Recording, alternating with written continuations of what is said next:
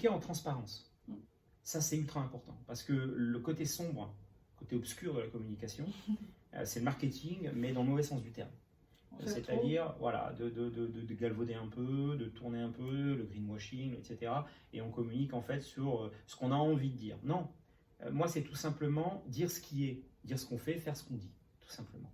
Mais ça veut aussi dire, quand on communique, et là je pense que c'est, et je suis même persuadé que c'est la base justement de la confiance dont je parlais, la transparence est une composante essentielle de la confiance. C'est de dire comme c'est.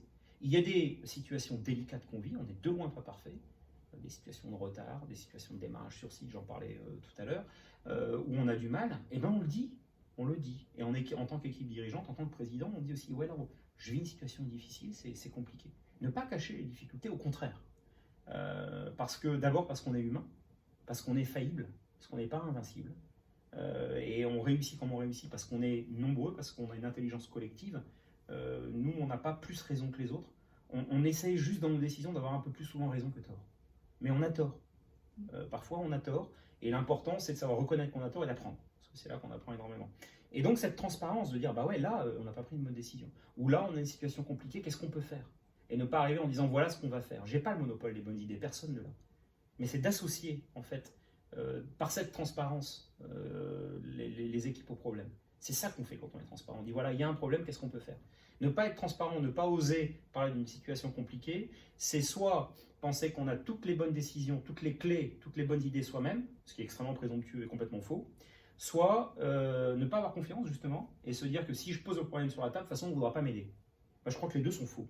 D'abord, on n'a pas le monopole des bonnes idées en tant que dirigeant, de loin pas. Notre boulot justement, c'est de faire foisonner la créativité de nos collaborateurs pour avoir un max d'idées qui surgissent et avoir donc là-dedans plein de bonnes idées, beaucoup plus que tout seul.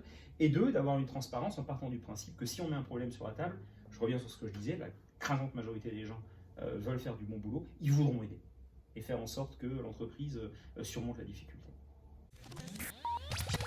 Il y a d'abord les deux rituels annuels qui sont, il a lieu bientôt d'ailleurs le fin juin, le point mi-année et le point fin d'année qui a lieu en décembre et qui sont en fait des moments, des demi-journées pendant lesquelles on va avoir, ça va s'articuler autour de deux temps forts. Un premier temps où le comité de direction va venir exposer alors soit l'état de l'entreprise à mi-année, soit une vision sur l'année écoulée et sur l'année à venir, les perspectives. Donc on va parler stratégie, on va parler finance, on va parler dans chaque domaine respectif des directeurs de l'état des lieux et des perspectives à venir. Donc relativement, j'ai envie de dire, classique, mais qu'on essaie de garder le plus court possible. Au fil des années, on a affiné notre approche.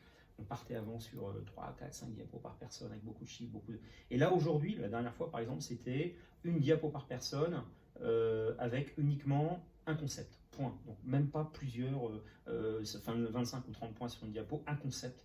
Et le reste, on le fait au contact. On sort de ces PowerPoint hyper chargés ou dans lesquels on se perd. Pour la partie finance, on avait un peu plus de chiffres, mais sur le reste, on était extrêmement épuré pour avoir un discours le plus intelligible possible. Le plus simple possible, le plus accessible possible. Et authentique aussi peut-être. Authentique aussi, absolument, parce que pour moi, tout est vulgarisable, entre guillemets. On peut tout vulgariser, tout. Si on ne sait pas vulgariser quelque chose, c'est qu'on n'a pas compris.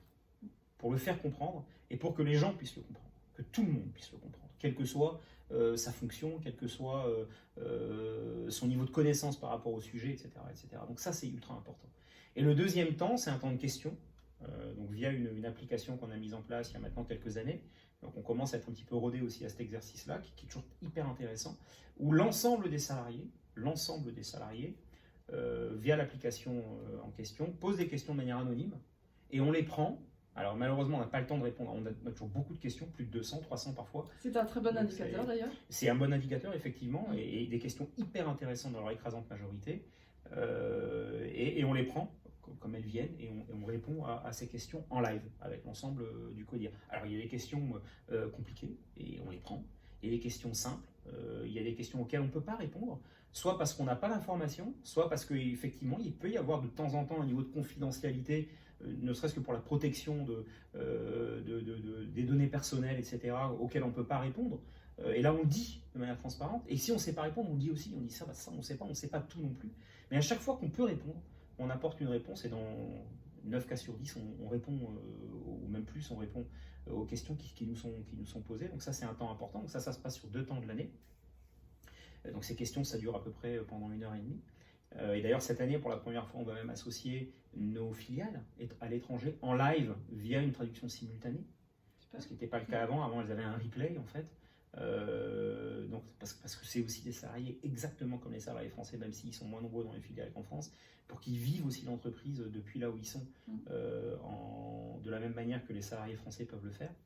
Donc ça, c'est un premier rituel. On en a un autre qui est on s'impose au niveau du CODIR 45 minutes d'écoute à qui veut en profiter dans l'entreprise sur l'ensemble du CODIR tous les 15 jours ou 3 semaines. Quelqu'un peut venir et dire moi j'aimerais avoir 45 minutes avec tel directeur, telle directrice ou avec le président, etc. Le seul carton rouge entre guillemets, c'est on ne vient pas négocier son salaire. Parce que ça ne fait pas partie des discussions et puis ça n'a pas forcément une valeur ajoutée de le faire.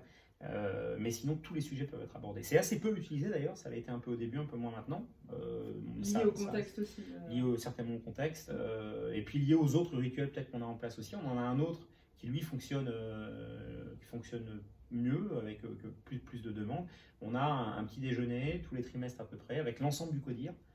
Il y a 8 places, pas plus parce qu'on veut que ce soit relativement intime pour que le dialogue puisse se faire de manière ouverte. Et n'importe qui de l'entreprise peut s'inscrire à ce petit déjeuner, passe 1 heure avec nous, à exposer un sujet, à nous poser une question, à échanger, à ce qu'il ou elle veut.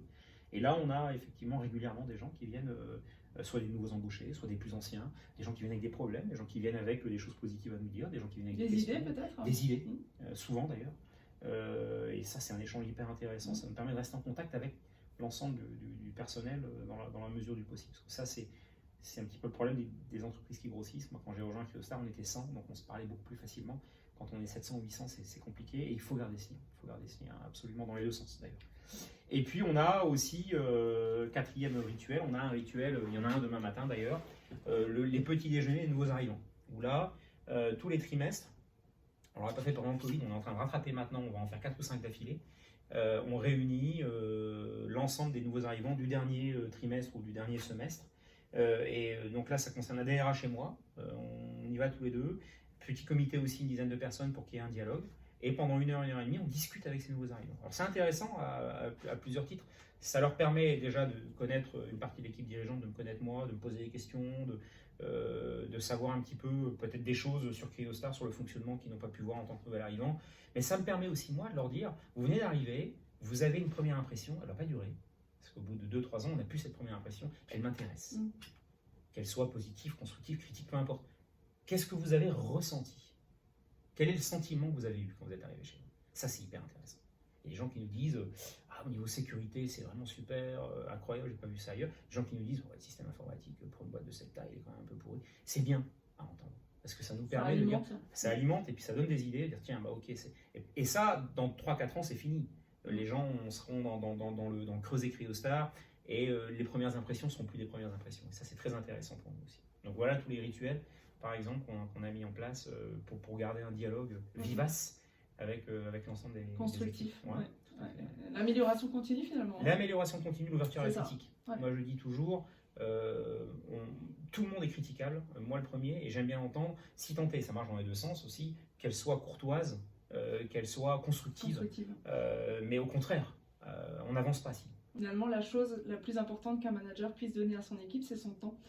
Son temps pour l'accompagner, pour l'écouter, pour l'aider, pour l'aider à s'accomplir.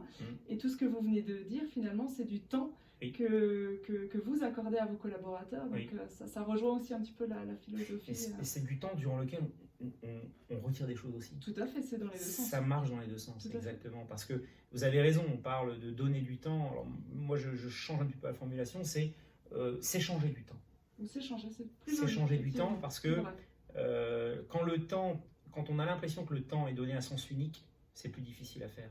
Si on change notre perspective en disant mais attends, qu'est-ce que ça m'apporte? Ça nous apporte énormément d'échanger dans ces moments-là, ça m'apporte des choses. Et donc on s'échange du temps. Et ça, c'est riche.